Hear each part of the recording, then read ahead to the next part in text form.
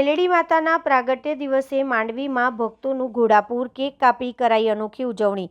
સમગ્ર રાજ્ય સહિત વડોદરા શહેરમાં માંડવી વિસ્તારમાં આવેલ મેલડી માતાના પ્રાગટ્ય દિવસની ભક્તિમય માહોલમાં ભવ્ય ઉજવણી કરવામાં આવી હતી। આ ખાસ અવસરે માંડવી સ્થિત મેલડી માતાના મંદિરે વહેલી સવારથી શ્રદ્ધાળુઓની ભારે ભીડ ઉમટી પડી હતી। જય મેલડી માના જયઘોષથી સમગ્ર મંદિર પરિસર ગુંજી ઉઠ્યું હતું।